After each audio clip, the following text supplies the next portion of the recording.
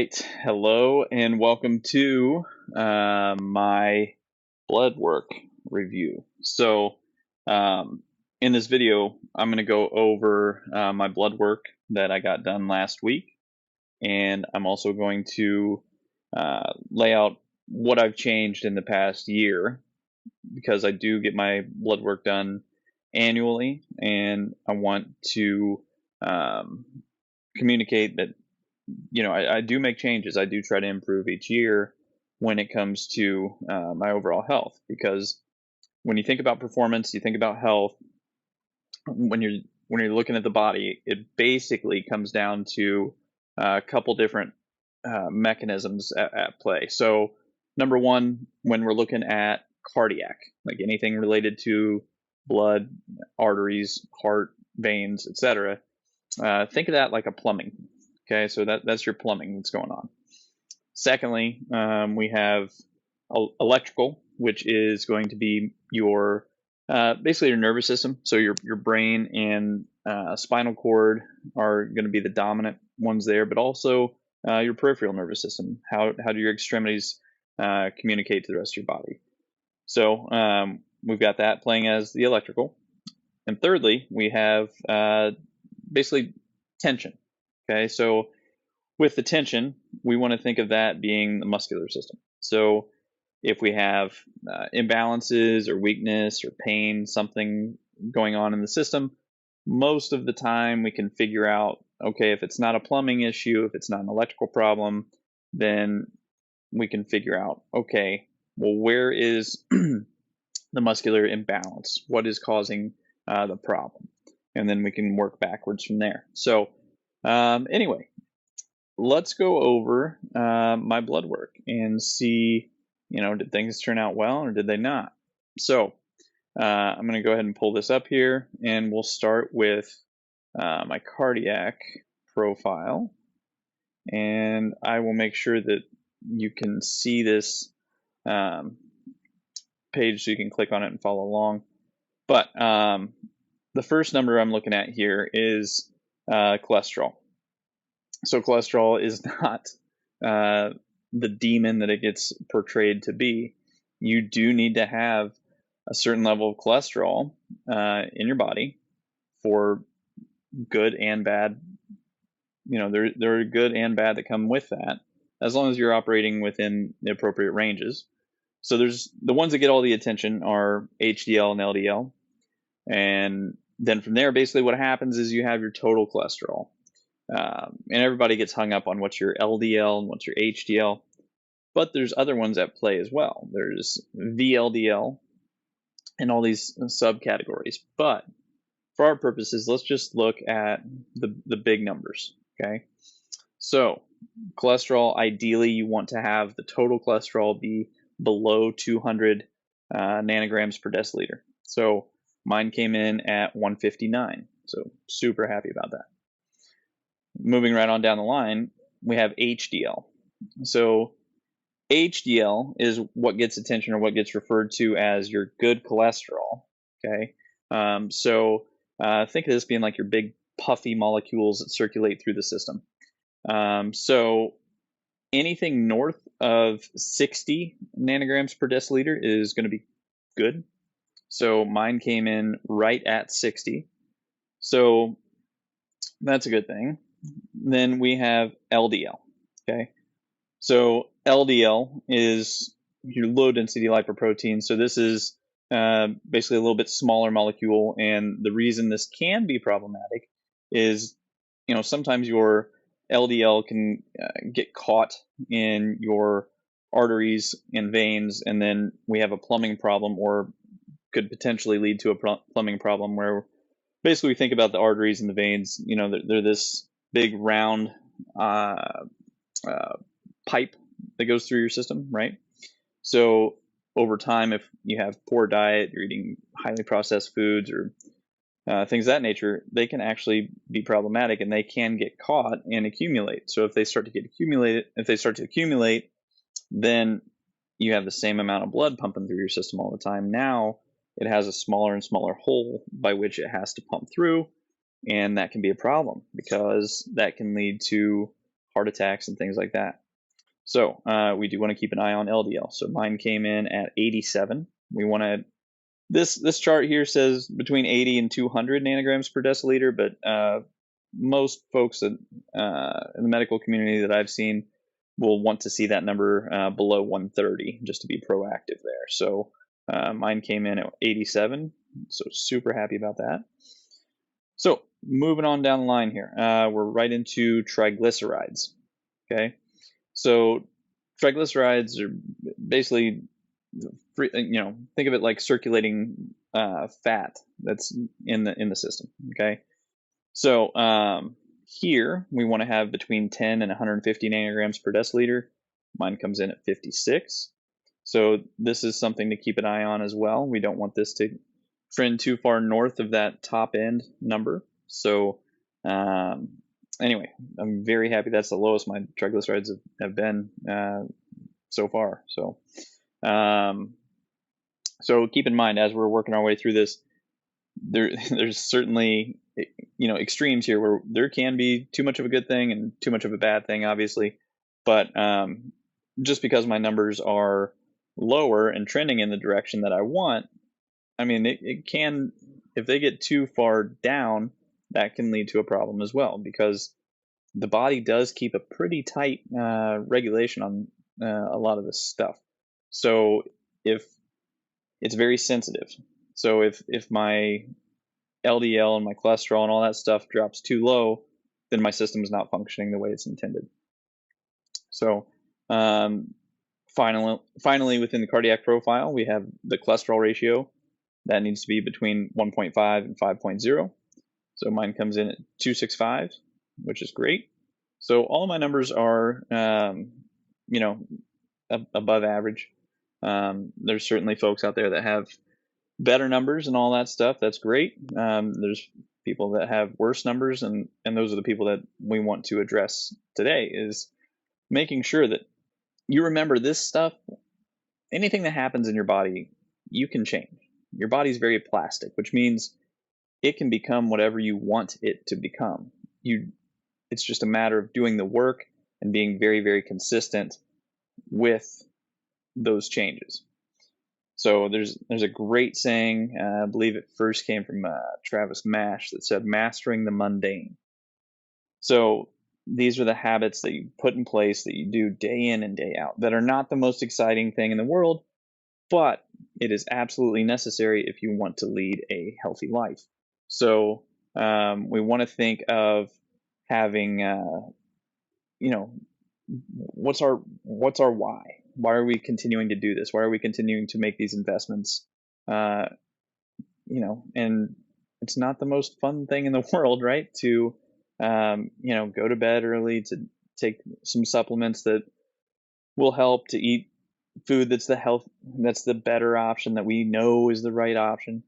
But if we want to be around for our loved ones, if we want to, lead a longer, healthier, better quality of life and be proactive, there's certain sacrifices that we have to make. So remember that you are making deposits for your future self. So with that being said, what changes did I make over the past year that improved all of these metrics? So number one is just get the low-hanging fruit, man. When it comes to all this stuff, we want to look at what's the easiest thing that I can implement right now that's going to give me some change, some positive, good change. So fortunately, with this watch, you can use any kind of watch, any kind of pedometer. Just doing something as simple as keeping an eye on how many steps you're getting in a day. So I try my best to shoot for 10,000 steps a day. You'll hear folks talk about how you can get the majority of those benefits from 8,000 steps a day, and that is absolutely true.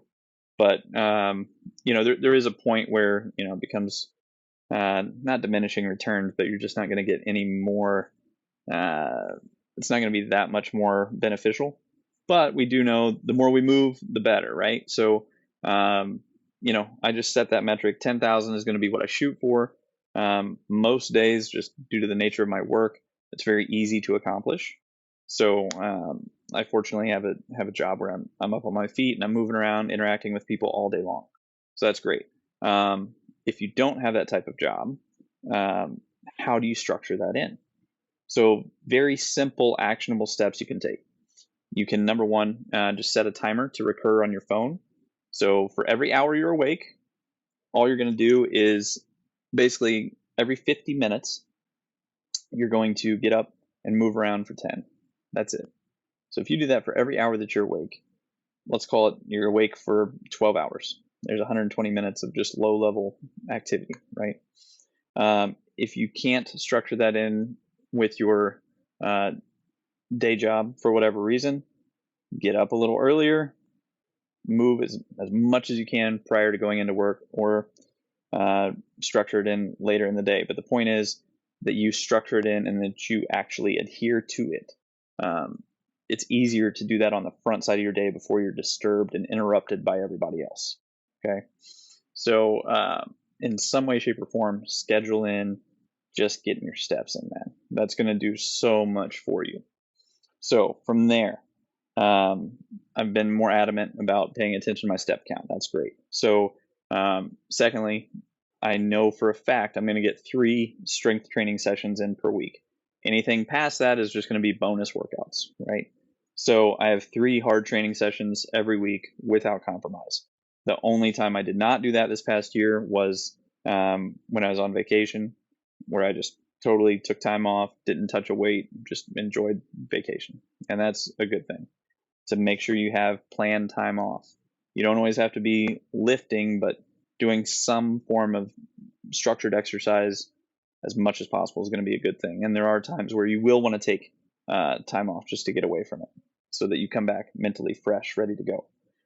So from there, I went from never had done sauna sessions before to doing 1 to 2 sauna sessions per week. So with these are very simple. You go in and turn it up, do your best to sit in there for, anywhere between 10 and 30 minutes. So you slowly work up to that point, and then you hop out for a few minutes, 5 to 10 minute cool off period. And ideally, if you can, you go back in for some more time.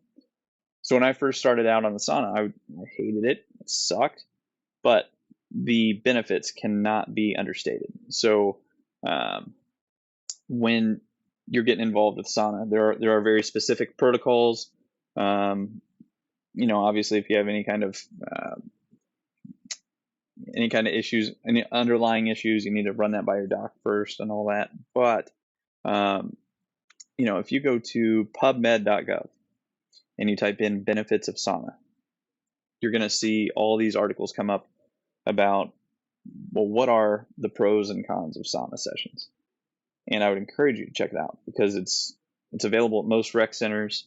It's not going to get crazy hot, because it's used by general public, and people are going to, go in and out quite a bit. So it's going to be all right. So that was a big change this year, was adding in the sauna sessions and paying attention to my step count. That's really it. Because the strength training for me has always been there, and I'm now being more adamant about structuring in my steps, and then also doing some sauna work. So the last thing I did is I've been paying more attention to zone 2 cardio. So this is just as simple as hopping on a bike and just pedaling, 20, 30 minutes at a time. Or if you want to bunch it up, you can even push it to 40, 50, 60 minutes at a time, 1 to 2 times per week. But the general recommendation for the zone 2 stuff is going to be 120 to 150 minutes per week of zone 2 cardio. And what makes zone 2 so beneficial is it, number one, helps circulate blood, promotes heart health, but it is the one zone that actually enhances every other zone, which is really cool. So check that out. Figure out how you can structure this stuff in, and then actually stick to your freaking schedule. So diet-wise, what happened? Well, diet-wise has been really the same type of stuff I've been doing for a while, which is paying attention to my protein intake, making sure that I'm getting at least 1 gram per pound of body weight per day, spread over, I generally eat 4 times a day. So I weigh 185, so I'm going to take 185, divide that by 4, and that's going to give me my grams of protein per meal. Okay, so I do that. That's my number one priority. Secondly, making sure that I have vegetables of some sort, fruits or vegetables with each meal. In the evening time, I'll do both. Pre-workout, it'll just be protein and some fruit, and like Greek yogurt and some cherries, what I had yesterday for my pre-workout meal. And then from there, as far as carbohydrates are very, very important to performance and overall health. So what types of carbohydrates do you choose? Well, for me, it's predominantly white rice, oatmeal, and a couple slices of sprouted bread here and there, and that's about it. So the other thing that I make sure to pay attention to is my fiber intake. This is something that's not talked about very much, but it absolutely should be, is with your fiber intake. This is going to be hugely beneficial to helping lower blood pressure, helping keep you regular, and the list goes on and on and on. And unfortunately, there are people out there who are sending the wrong message and saying you should stay away from fiber, stay away from grains, and all this stuff. And that is not true at all. You should absolutely keep that stuff in your diet. So you can get a huge return by looking at black beans. Looking at any kind of bean is going to be great. Lentils are great because they have a huge fiber profile. They're going to be somewhere in the neighborhood of 7 to 15 grams of fiber per serving. And it has some healthy fats, if you will, generally. Not so much the beans, but the lentils do. Seeds do. And they'll have a couple grams of protein, but that's great. Too many people do not get enough fiber in their diet. So that's something to look at. And there is a new study that came out, I don't know, probably 6 months ago, maybe a year ago, showing that the more fiber you take in, the more beneficial it is to overall health and longevity. Direct correlation. Now, obviously, just like anything else, there's a point where it's going to be, this is not good.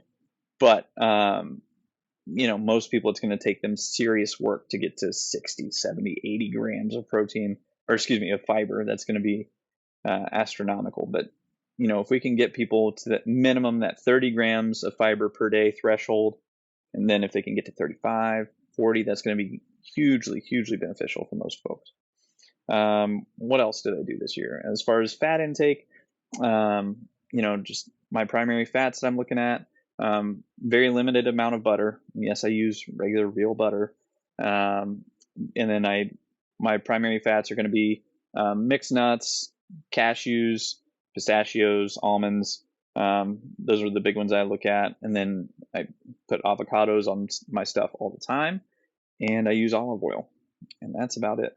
And then just to make sure we're comprehensive here when we're talking about, what provides calories?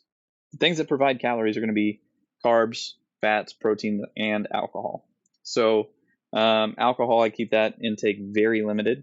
Even though, some people will push, hey, you should have a drink a day for all these reasons. And for me, it's just not there. It doesn't make sense. So I keep my alcohol intake very limited. I realize in other countries, other cultures, they do different things, but just for me, it's my personal choice. You can review the literature on your own time, see what your thoughts are, come to your own conclusions. And then if you don't know what to do and you want to try something, do some blood work first, implement the one new variable, take some blood work after a period of time. Did it improve anything? Did it keep it the same? What happened? And I'm just not convinced that it's the best thing to start telling people, hey, if you're not a drinker, become a drinker, because it can get out of hand very quickly. And that can lead to a host of other issues. So that covers, my exercise, my diet. So what about supplementation? So supplementation, I want to make sure that we're all on the same page here. When we're looking at supplementation, remember, this stuff is supplemental in nature. It is not meant to be a complete substitute for what you're intended to do. So what I mean by that is when I do use whey protein in the morning, a couple days a week, purely out of convenience. I realize it's not as good as having, scrambled eggs or egg whites with some spinach or whatever I could cook. It just comes down to convenience. So, ideal world, I would cook my breakfast every single morning from farm fresh ingredients and all that stuff. But I mainly eat my breakfast on the way to work, which is usually going to be a protein shake and a handful of mixed nuts of some kind, and then maybe a piece of fruit, and that's it. So when we get into supplements, here's the big ones that I look at. I use some form of whey protein. Make sure to use some creatine. Creatine's the most researched supplement of all time. So I don't have the time or bandwidth to go through all the benefits of creatine right now, but what we're looking at is it's going to increase strength and power. It's going to help with cognitive function. It's going to help with hormonal production. Like, you name it, creatine probably does it. And it just makes sense because it used to be $20 per kilo. Now it's increased a little bit over the past year due to some supply chain issues, what they're saying. So I think it's still $30 per kilo or something, which is, you get 200-ish servings. And just a plain creatine monohydrate, 5 grams per day. Take it the same freaking time every day. You don't even need to cycle off and on. It's just take it. So hugely beneficial. So we got whey protein, creatine. I rotate through the different types of fish oils that I use. So right now I'm taking a krill oil that's just from Costco. Take a couple capsules of that every day. So Carlson's is another great brand, and then another great brand is Nordic Naturals. So if you're looking for high quality, those are the 3 brands that I would look at. So we got fish oil, creatine, protein, and moving on down the list, I live in the Pacific Northwest or inland Northwest. So I make sure to take a vitamin D supplement most days of the year. And when it gets to be summertime, I'll tick it down a little bit and adjust. But especially in wintertime, I'll uptick that quite a bit just due to where I live. So I've also started using, also making sure I'm using a multivitamin. So that's debatable. You'll hear some really smart people argue both sides of that one, saying you don't need to use a multivitamin. You'll hear other smart people saying, yeah, you do need to use a multivitamin. It's so cheap anyway. Why not? So I'll just use a very basic men's multi and just go with that. The other items that I use a joint supplement, glucosamine, chondroitin, MSM, just due to the amount of reps that I do when I lift, to be proactive when it comes to taking care of my joints is what I use. So just whatever's on sale at Costco. Right now, the ones I've got are like horse pills. I just got done taking a triple action one that's super small. It's literally like this big, and take some sort of joint supplement. So the only other 2 that I've played with recently is going to be cayenne pepper extract. You can look into that. For the cost of the thing, it is so. The claims are hugely beneficial. Research is still, not quite there. But I figure for a couple bucks, I think it's $5 to $10 for a bottle. Why not try it and see what I notice? So I take that and some green tea extract. I'll cycle on and off of that occasionally. That is about it. I don't think there's anything else that I've been using throughout the year other than, yes, there is one more. with my coffee in the morning. Caffeine is a terrific supplement, by the way. I'll have coffee in the morning, and I will take tyrosine with that, L-tyrosine, just an amino acid. I'll take 200 milligrams of tyrosine with my coffee in the morning. And that is my morning routine. And then in the evening time, yeah, going back, I think that's all I took. Yeah, so going back in the evening time, I will take a ZMA, zinc, magnesium, B6 supplement at night. And then if I have a hard time turning off my brain, I'll add in 100 milligrams, maybe 200 milligrams of theanine. Helps me just relax and while I'm going through some breathing.